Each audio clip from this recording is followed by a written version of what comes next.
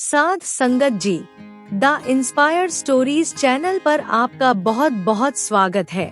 Video शुरू करने से पहले कृपया आप मेरे चैनल को सब्सक्राइब जरूर करें और साथ में बेल आइकन को भी दबा दें ताकि मेरे नए वीडियो का नोटिफिकेशन आपको मिल जाए। और अगर वीडियो अच्छा लगे तो कृपया लाइक, कमेंट और ज्यादा से ज्यादा शेयर करें। अब देर न करते हुए आज की कहानी शुरू करते हैं। साध संगत जी, जब से ये सृष्टि बनी है तब से मनुष्य दान पुण्य करता चला आ रहा है।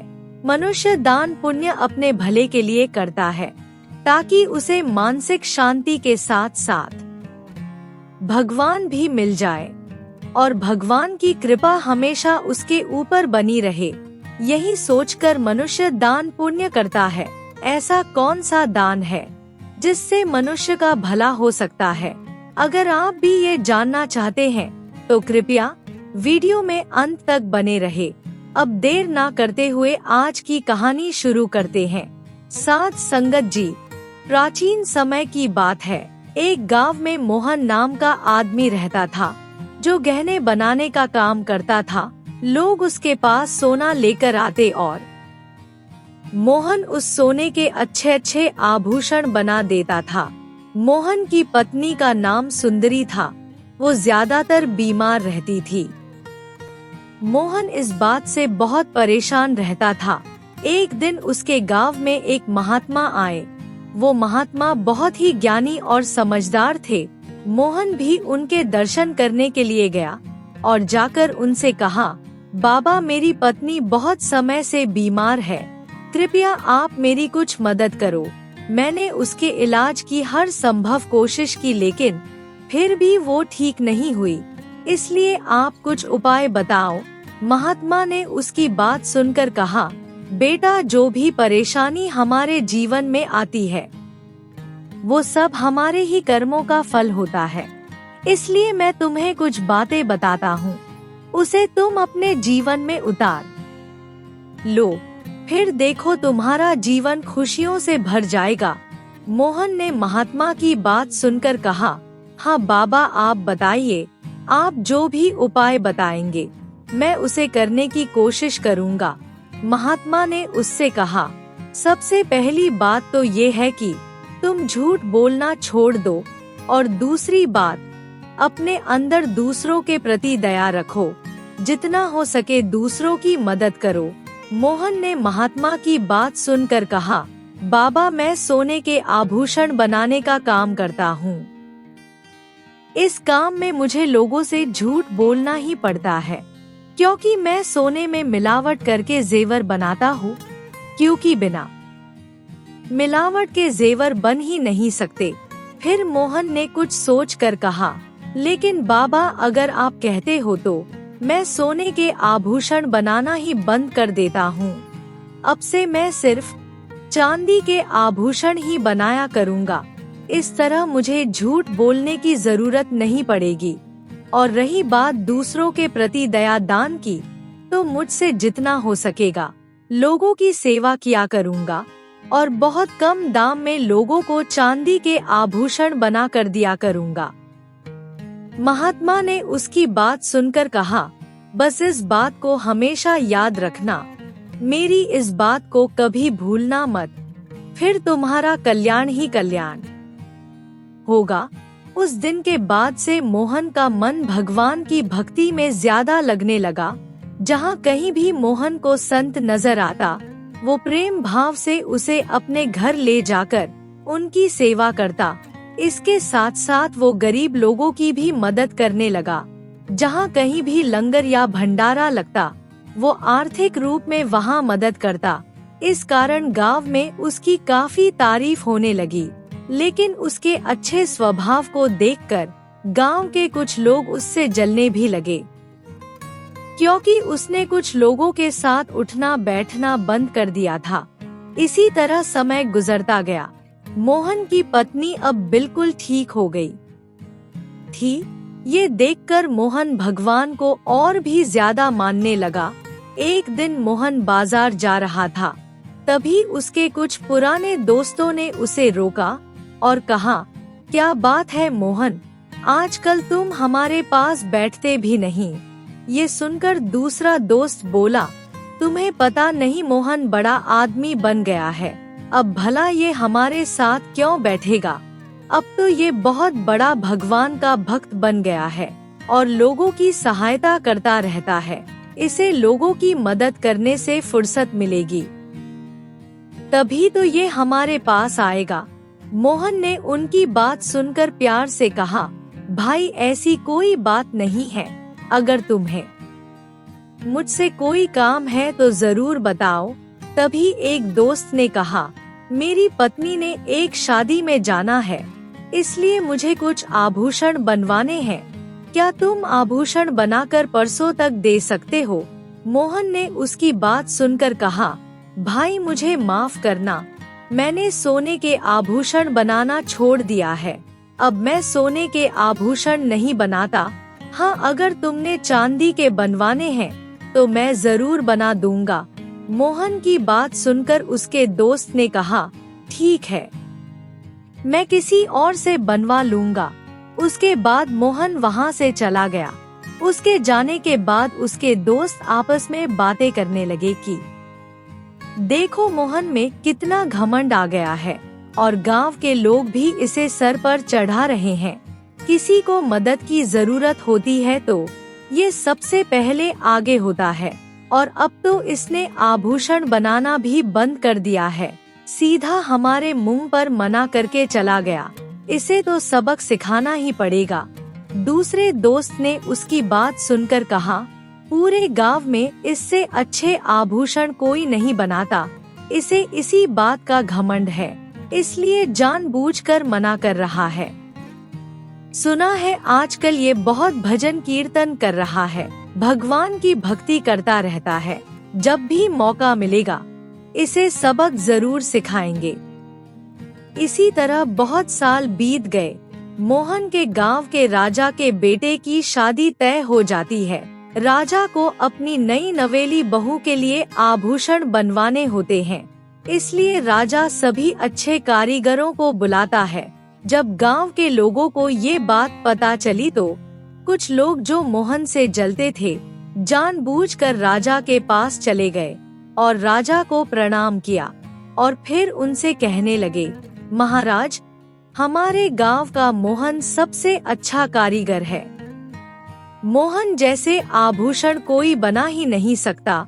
मुझे लगता है आपको आभूषण बनवाने के लिए मोहन से अच्छा कारीगर नहीं मिलेगा, इसलिए आप इसके बारे में मोहन से ही बात करें। राजा ने उनकी बात सुनकर पूछा, मोहन इस समय कहाँ है, क्या वो तुम्हारे साथ नहीं आया? हम इस बारे में उससे एक बार जरूर बात करना चाहेंगे। तब मोहन के दोस्त ने कहा, मोहन ने ही हमें आपके पास भेजा है, वो साथ वाले गांव में आभूषण देने गया है, आप नहीं जानते वो आभूषण बनाने में कितना माहिर है, दूर दूर के गांव के लोगों के आभूषण वही बना कर देता है। राजा ने उनकी बात सुनकर कहा, तुम उसके बारे में इतना बोल रहे हो तो मोहन जरूर अच्छा कारीगर होगा, इसलिए अब मैंने तय किया है कि मेरी नई नवेली बहू के आभूषण मोहन ही बनाएगा, उसके अलावा और कोई नहीं। उसके बाद मोहन के दोनों दोस्त बाहर आ गए और आपस में बातें करने लगे। अब देखते हैं मोहन क्या करता है, उसने तो वर्षों पहले ही आभूषण बनाने छोड़ दिए हैं, अब तो वो अपनी आभूषण बनाने की कला भी भूल चुका होगा। अब अगर उसने राजा को मना किया तो राजा उसे फांसी पर चढ़ा देंगे। बड़ा भक्त बन रहा था, अब देखते हैं वो क्या करता है। उसके बाद राजा ने मोहन का 2 दिन तक इंतजार किया, लेकिन मोहन दरबार में नहीं आया। फिर राजा ने सैनिकों को मोहन के घर भेजा। सैनिकों ने जाकर मोहन से कहा, मोहन तुम कहाँ हो? मोहन घर से बाहर आया और सैनिकों से बोला, तुम कौन हो और मुझसे क्या चाहते हो? सैनिकों ने कहा, हम राजा के सैनिक हैं, राजा ने आपको इसी समय बुलाया है। मोहन ने सैनिकों की बात सुनकर कहा, मुझे क्यों बुलाया है? मैंने तो कुछ भी नहीं किया। और राजा को भला मुझ गरीब से क्या काम? सैनिकों ने उसकी बात सुनकर कहा, हमें इस बारे में कुछ नहीं पता। हम तो ये जानते हैं कि तुम्हें अभी बुलाया है। किस लिए बुलाया है और क्यों बुलाया है, ये तो राजा जी बता सकते हैं। इसलिए जल्दी से चलो। राजा का आदेश सुनकर मोहन राजा के दरबार में पहुंचा और जाकर राजा को प्रणाम किया। राजा ने उसे देखकर कहा, मोहन, मैंने तुम्हें आभूषण बनाने का काम सौंपा था, लेकिन 2 दिन हो गए, तुम्हारा कुछ पता नहीं। अब समय बहुत कम है, 7 दिन के बाद मेरे बेटे की शादी है। तुम इतनी बड़ी लापरवाही कैसे दिखा सकते हो? तुमने खुद ही बोला था कि तुम आभूषण बहुत अच्छे बनाते हो, इसलिए मैंने ये काम किसी और को नहीं दिया। अब समय बर्बाद मत करो, ये सोना लो और जल्दी से काम पर लग जाओ। मोहन ने राजा की बात सुनकर कहा, महाराज, आप ये क्या कह रहे हैं? मुझे आपकी कोई बात समझ में नहीं आ रही। मैंने आपको आभूषण बनाने की बात कब कही? अब तो मैं आभूषण बनाने की कला भी भूल चुका हूँ। मैं तो वर्षों पहले ही ये काम बंद कर चुका हूँ। राजा ने उसकी बात सुनकर हैरानी से कहा, ये तुम कैसी बातें कर रहे हो? तुम मेरे साथ मजाक मत करो। आभूषण तो अब तुम ही बनाओगे। पहले तुमने अपने ही आदमी भेजे थे और कहा था कि आभूषण तुम बनाओगे, और अब जब समय कम रह गया है तो तुम अपनी बात से मुकर रहे हो। इसलिए अब मैं कुछ नहीं सुनना चाहता। आभूषण अब तुम्हें ही बनाने होंगे। ये सोना पकड़ो, और अगर तुमने 7 दिन में आभूषण बनाकर नहीं दिए तो मैं तुम्हें फांसी पर चढ़ दूंगा। अब जल्दी से जाओ और अपने काम पर लग जाओ। तुम्हारे पास समय बहुत कम है। राजा की बात सुनकर मोहन के मुंह से कोई आवाज नहीं निकली। वो चुपचाप राजा से सोने की पोटली लेकर वापस अपने घर आ गया। जब वो घर पहुंचा तो उसकी पत्नी ने उसको परेशान देखकर कहा, आप इतना परेशान क्यों लग रहे हो? राजा ने आपको किस लिए बुलाया था? ऐसा तुमने क्या कर दिया है? मोहन ने सुंदरी की बात सुनकर कहा, मैं इस बारे में खुद नहीं जानता। राजा ने मुझे सोना देकर कहा है कि उनकी बहू के लिए आभूषण बनवाने हैं, वो भी 7 दिनों के अंदर। अब मुझे कुछ समझ में नहीं आ रहा कि मैं क्या करूं। सुंदरी ने उसकी बात सुनकर कहा, इसमें कौन सी बड़ी बात है?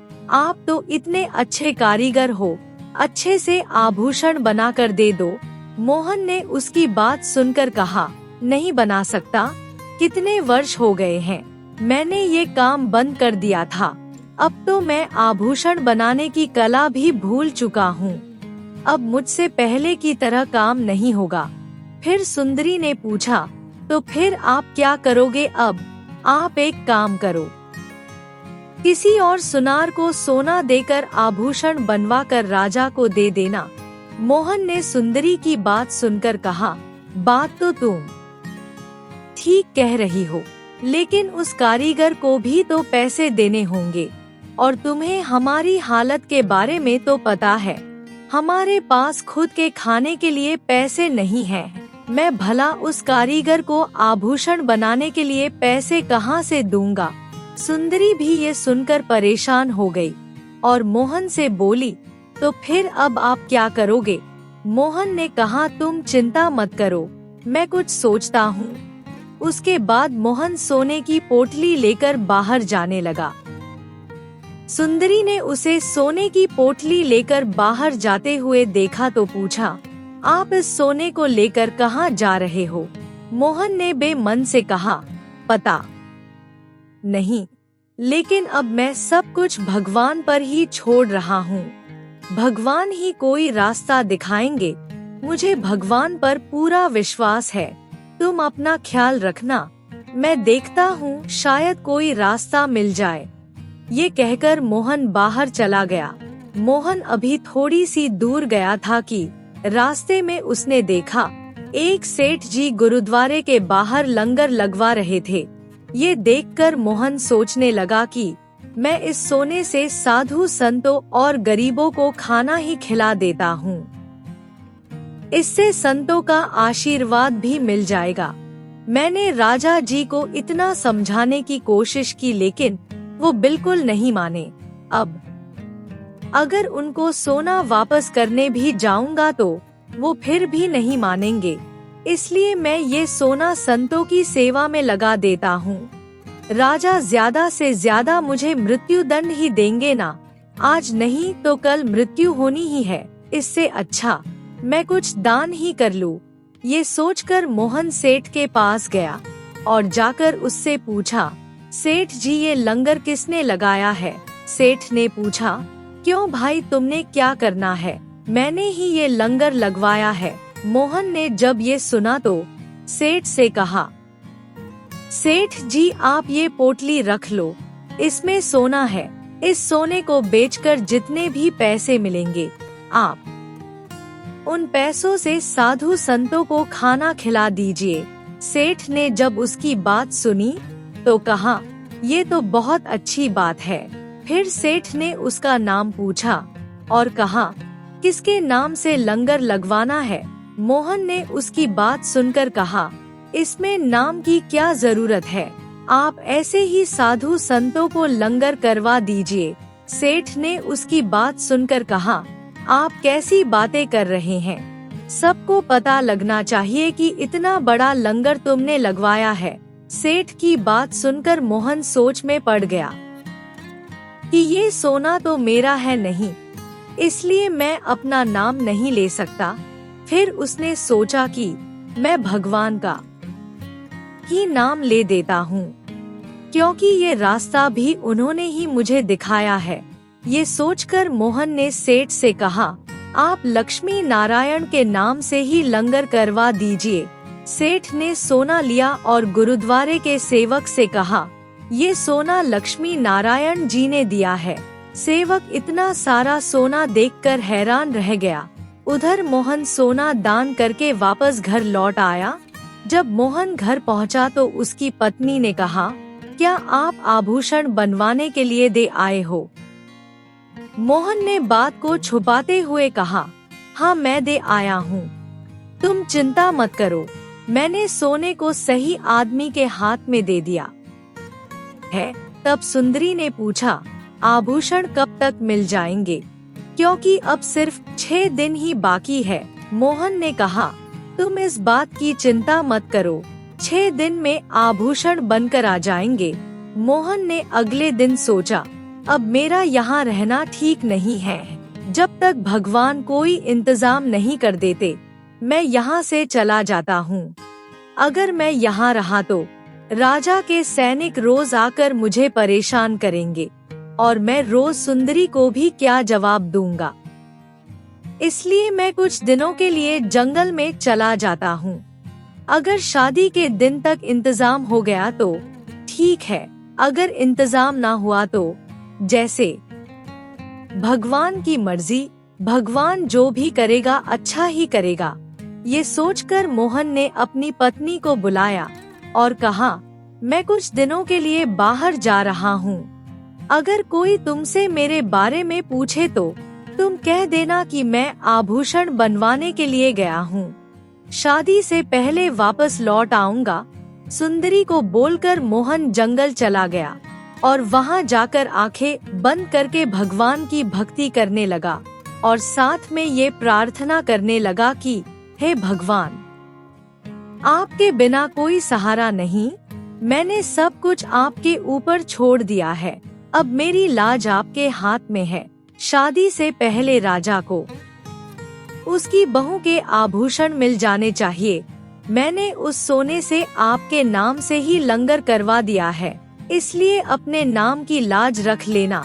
भगवान, मुझे अपनी चिंता बिल्कुल नहीं है, लेकिन घर पर आपकी दूसरी भक्त मेरी पत्नी भी है, मुझे उसकी चिंता हो रही है। इसलिए प्रभु, सब कुछ आपके हाथ में है। इसी तरह 4 दिन गुजर गए। राजा ने अपने सैनिकों को कहा, शादी को 2 दिन बचे हैं, लेकिन मोहन अभी तक नहीं आया। कल बारात जानी है, लेकिन आभूषण अभी तक नहीं मिले। इसलिए तुम अभी मोहन के घर जाओ और पता करके आओ कि क्या हो रहा है। अभी तक आभूषण क्यों नहीं बने। सैनिक मोहन के घर गए और जाकर मोहन के बारे में उसकी पत्नी से पूछा और ये भी पूछा कि मोहन अभी तक आभूषण लेकर राजमहल क्यों नहीं पहुंचा। कल बारात जानी है, उसे समझ होनी चाहिए, उसने अभी तक आभूषण क्यों नहीं दिए। सुंदरी ने सैनिकों की बात सुनकर कहा, वो तो अभी घर में नहीं है, लेकिन उन्होंने कहा है कि वो शादी से पहले आभूषण लेकर पहुंच जाएंगे। सैनिकों ने वापस जाकर राजा को ये बात बताई। मोहन के कुछ पुराने दोस्तों ने जाकर राजा से कहा, मोहन आपके साथ धोखा कर रहा है, वो आपका सोना लेकर भाग गया है, अब वो वापस नहीं आने वाला। उसने आपके पास से सोना निकलवाने के लिए ही ये चाल चली थी। इतना सोना देखकर उसकी नीयत खराब हो गई होगी, इसलिए वो सोना लेकर भाग गया। अब उसका इंतजार करने का कोई फायदा नहीं, मोहन अब वापस नहीं आने वाला। राजा को ये सुनकर बहुत क्रोध आया। उसने सैनिकों को मोहन को पकड़ कर लाने के लिए कहा। मोहन को पकड़ने के लिए राजा की सिपाही उसके घर पहुँचे। सुंदरी ने जब सैनिकों को देखा तो वो बहुत डर गई। सैनिकों ने जाकर सुंदरी से कहा, तुम अभी घर से बाहर निकलो, राजा ने तुम्हारा घर तोड़ने का हुक्म दिया है, उनके साथ तुम्हारे पति को फांसी की सजा भी सुना दी है, इसलिए अब तुम इस गांव में नहीं रह सकती। सुंदरी ने सैनिकों की बात सुनकर कहा, आप मेरी बात पर विश्वास करो, मेरे पति बहुत जल्दी वापस आ जाएंगे।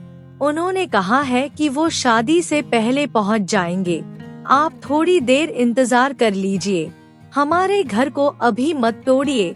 उधर राजा बहुत परेशान था। वो सोच रहा था कि अब हम क्या करें।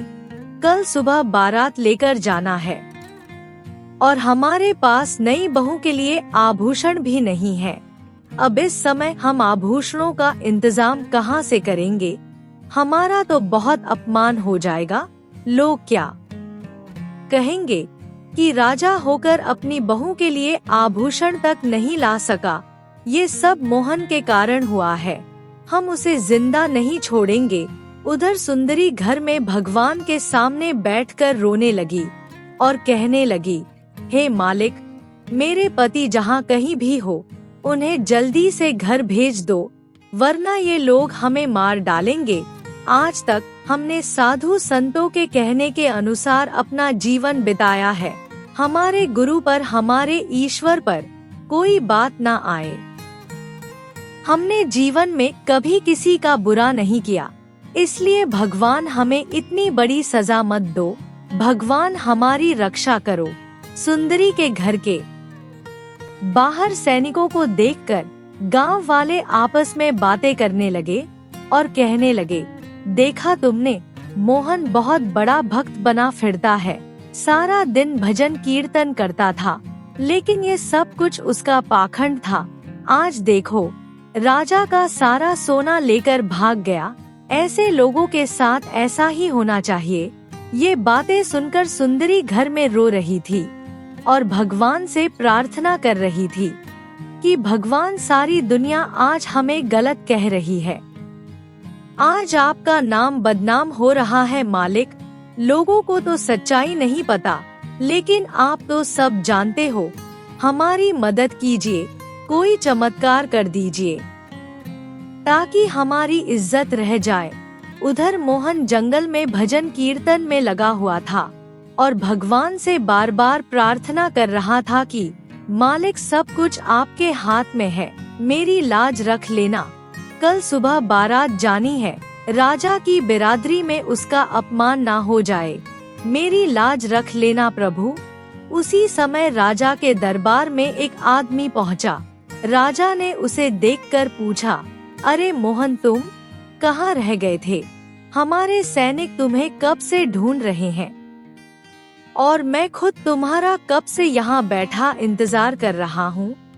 मोहन ने राजा की बात सुनकर कहा, महाराज मैं तो आभूषण बनवाने गया था।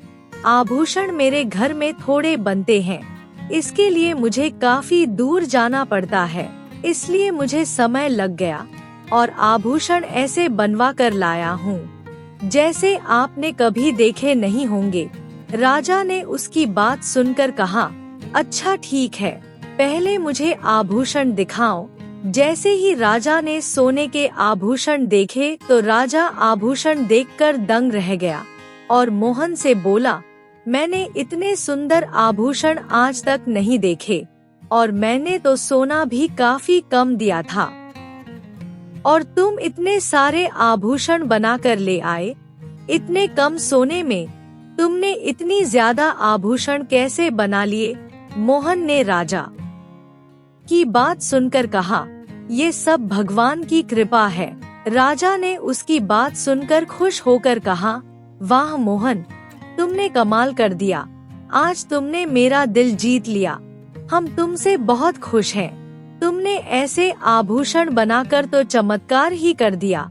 फिर राजा ने सैनिकों को आदेश दिया और कहा, मोहन के घर जाओ और हमारी तरफ से मोहन की पत्नी को सोने के गहने और सिक्के देकर आओ, और इसके साथ मोहन का पुराना घर तोड़कर एक नया आलीशान घर बनाओ। ये हमारी तरफ से मोहन और उसकी पत्नी के लिए इनाम है। मोहन ने ये सुनकर राजा का धन्यवाद किया। उसके बाद मोहन वहाँ से चला गया। फिर सैनिक सोने के आभूषण और सिक्के लेकर सुंदरी के घर पहुँचे और जाकर उससे माफी मांगी और कहा, हमने तुम्हें बहुत बुरा भला कहा, तुम्हारे पति ने तो कमाल ही कर दिया। राजा मोहन से बहुत खुश है, इसलिए राजा ने तुम्हें ये इनाम के तौर पर दिया है और इसके साथ तुम्हारा नया घर बनाने का आदेश भी दिया है। सुंदरी ने जब ये सुना तो बहुत खुश हुई। वो दौड़कर घर के अंदर गई और भगवान के आगे हाथ जोड़कर उनका धन्यवाद करने लगी और बोली, हे मालिक, आज आपने हमारी भक्ति की लाज रख ली। इतना ही नहीं, हमारी गरीबी भी खत्म कर दी। उधर जंगल में बैठा मोहन सोच रहा था, अब तक तो बारात कब की निकल गई होगी, पता नहीं राजा ने क्या किया होगा, इसलिए अब मुझे वापस जाना ही होगा। जो मालिक को मंजूर होगा वही होगा। ये सोचकर मोहन अपने घर जाता है। जब वो घर के पास पहुंचा तो उसने देखा कि उसका घर टूट चुका था। ये देखकर मोहन बहुत दुखी हुआ। वो सोचने लगा कि ये सब कुछ राजा ने करवाया होगा, उन्होंने गुस्से में मेरा घर तोड़वा दिया। फिर मोहन को सुंदरी का ख्याल आया। वो सोचने लगा कि मेरी पत्नी का क्या हुआ होगा। तभी सुंदरी वहाँ पर आ गई। मोहन ने सुंदरी को देखकर पूछा, क्या तुम ठीक हो? सुंदरी ने मोहन की बात सुनकर कहा, हाँ मैं बिल्कुल ठीक हूँ, लेकिन आप कहाँ चले गए थे?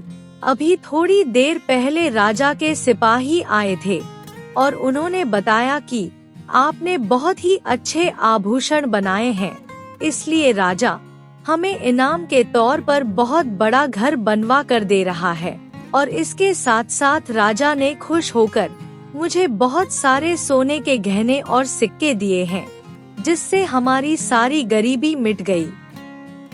फिर अचानक से सुंदरी ने मोहन से पूछा, आपने आभूषण कहाँ से बनवाए? ये चमत्कार कैसे हुआ? इतने कम सोने में इतने आभूषण कैसे बन गए? ये सारी बातें सुनकर मोहन हैरान हो गया और सुंदरी से बोला, ये तुम क्या कह रही हो? मैं तो अभी अभी गांव में आया हूँ। मैंने राजा के दिए हुए सोने से साधु संतों को लंगर करवा दिया था और मैं उसके बाद से जंगल में ही था। ये बात सुनकर सुंदरी भी हैरान रह गई। उससे भी कुछ नहीं बोला गया। मोहन सारी बात समझ गया था। उसने सुंदरी से कहा, राजा के पास मैं नहीं गया था, बल्कि मेरी जगह खुद भगवान चलकर गए थे। भगवान मेरा रूप लेकर खुद राजा के पास गए और जाकर राजा को आभूषण दिए। फिर मोहन ने सुंदरी से कहा, देखा सुंदरी, भगवान ने आज खुद आकर हमारी मदद की, हमारी भक्ति की लाज रख ली। आज मालिक की इतनी बड़ी कृपा पाकर हमारा जीवन धन्य हो गया। फिर मोहन ने सुंदरी से कहा, मैं कल राजा के पास जाकर सारी बात सच सच बता दूंगा। मैंने महात्मा जी को वचन दिया था कि मैं कभी झूठ नहीं बोलूंगा। वो आभूषण मैंने नहीं बनाए। दोनों पति पत्नी बहुत खुश हो जाते हैं। अगले दिन मोहन राजा के पास गया और जाकर उनसे बोला, महाराज, वो आभूषण मैंने नहीं बनाए। मैंने आभूषण बनाने का काम बहुत साल पहले बंद कर दिया था। आपके पास जो लोग आए थे उनको मैंने नहीं भेजा। मैंने आपको बहुत कहा कि मैंने आभूषण बनाने छोड़ दिए हैं, लेकिन आप नहीं माने। आपने जबरदस्ती मुझे आभूषण बनाने के लिए सोना दिया। मैंने तो आपके दिए हुए सोने से साधु संतों और गरीब लोगों के लिए लंगर लगवा दिया था। फिर मैं आभूषण कहाँ से बनवाता? राजा उसकी बात सुनकर चकित हो गया और हैरानी से बोला, मोहन, ये तुम क्या कह रहे हो? तुम ही तो वो आभूषण लेकर आए थे। मोहन ने राजा की बात सुनकर कहा, नहीं महाराज, मैं तो जंगल में चला गया था और भगवान की भक्ति कर रहा था, क्योंकि इसके अलावा मेरे पास कोई रास्ता नहीं था। मैंने सब कुछ भगवान के ऊपर छोड़ दिया था। राजा मोहन की बात सुनकर दंग रह गया। वो मोहन से बोला, मोहन, मैं भी हैरान था कि तुमने इतने कम सोने में इतने ज्यादा आभूषण कैसे बना दिए और ऐसे कमाल के जेवर बनाए जैसे हमने आज तक देखे नहीं थे। फिर राजा ने मोहन से कहा, मोहन, आज हम तुम्हारी भक्ति को मान गए। आज तुम्हारे कारण हमें साक्षात भगवान के दर्शन हुए। आज तुम्हारी वजह से भगवान के चरण मेरे घर में पड़े, इसलिए हम तुम्हें आज से दरबार का राजगुरु बनाते हैं। तुम्हारा जैसे भक्त हमने पहले कभी नहीं देखा। राजा ने मोहन की बहुत तारीफ की। साध संगत जी, इस सुंदर कहानी से ये शिक्षा मिलती है कि हमें हमेशा दूसरों की मदद करनी चाहिए और गरीबों के लिए भंडारा या लंगर जरूर लगवाना चाहिए, क्योंकि दान पुण्य करने से मनुष्य का पैसा भी सही जगह लगता है और वो भगवान की कृपा भी हासिल कर लेता है। हमें भी आज से ये प्रण लेना चाहिए कि दूसरों की मदद करेंगे और जितना हो सकेगा दान पुण्य जरूर करेंगे और गुरु के हुक्म के अनुसार चलेंगे। अगर आपको ये कहानी अच्छी लगी हो तो कृपया लाइक, कमेंट और शेयर जरूर करें। आपके प्यार और स्नेह के लिए बहुत बहुत धन्यवाद।